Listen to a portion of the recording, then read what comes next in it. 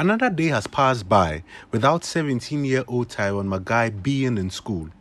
But while his father struggles to get him placed in another institution to start senior high school, the education of his two daughters also now hangs in the balance. Actually, Terrio Magai is father to triplets, Amrita, Nikita, and his only boy Tyrone, all of whom wear dreadlocks.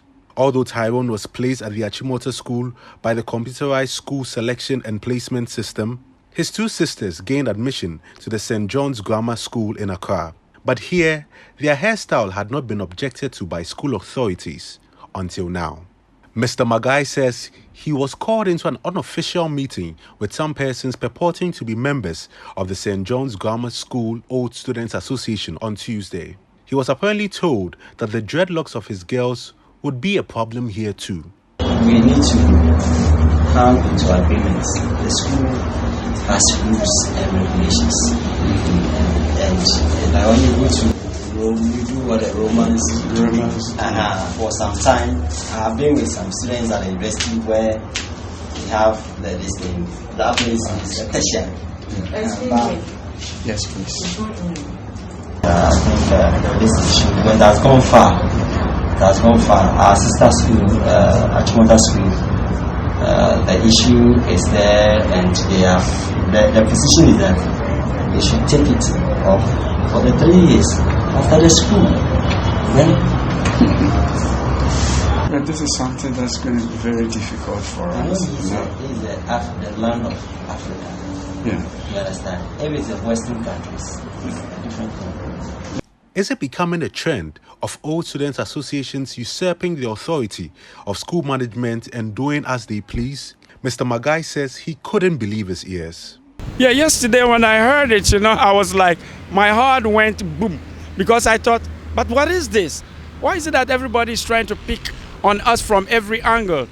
And when we brought them on the 18th, the headmaster, I saw him, I happened to bump into him. And somebody told me he's the headmaster. So I went to talk to him and I told him, I'm taking my son to Achimota. The girls are here. So I don't know if there was anything he could do for me so that I could leave. And then he said, oh, they are old enough. Can they not stay there? So I pointed them to him. Then I said, oh, there's one other issue about their hair.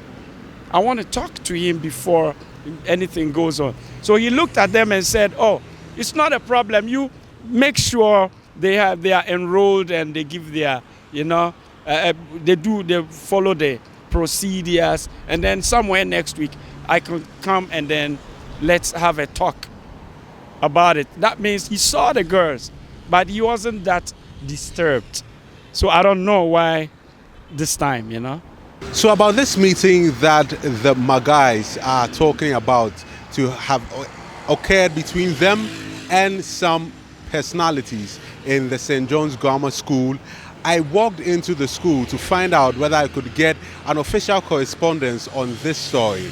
I managed to speak to a top official, one of the assistant headmasters, on this issue, and he could not confirm to me that any meeting of this sort had happened. He said that he had been at his office the entire day and did not have any idea of this meeting. He, however, made mention that the headmaster of the school would be the best person to speak to. However, he is also not at post today and would report to work on Wednesday. While this battle has just started at the St. John's Grammar School, Tyrone must also start the search for a new senior high school. He tells me he is saddened by the refusal of the Achimota School to admit him, even after an intervention by the Ghana Education Service. Still see a little bit of discrimination over here because we are in a nation. The nation is one. Some people were assuming we have schools for disabled people, for blind people, but then when we are to build a school for the Rasta people, we live in the nation as Rasta people with all the other religions. So isolating just the religion, it wouldn't really work in a school if we were to divide it amongst ourselves. And with their initiation to resist and reject us because of our hairs is something I really find stressing.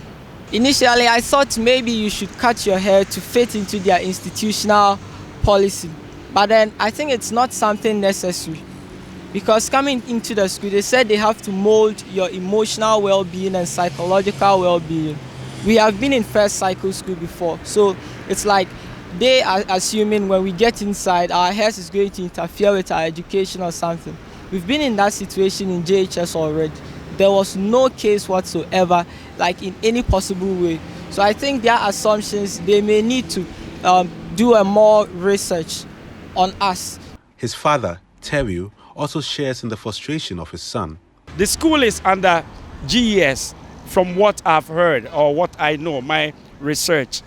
And how could the school give an order that the GES give an order that the school should admit the Rastafarian children, and then suddenly they come again and retract from what they said, and the Nagrat to come in, and then suddenly it's a different story. So I don't know if the school, the GES and the Nagrat are above the law, the constitution.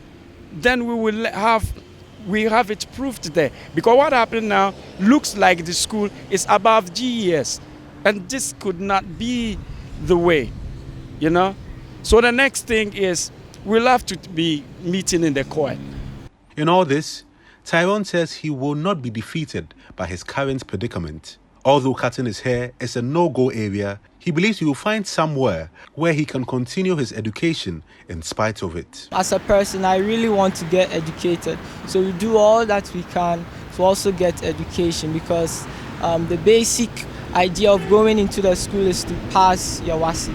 That is the basic reason. And secondly, to be able to live with the other different, like intolerance with the other culture. So we try to find an alternative. If everything goes wrong and they said because of your hair they won't understand whatever grades or you may have, then we'll have to find another alternative. But then definitely we will get educated at all costs. Reporting for Citi News, my name is Ni Ama.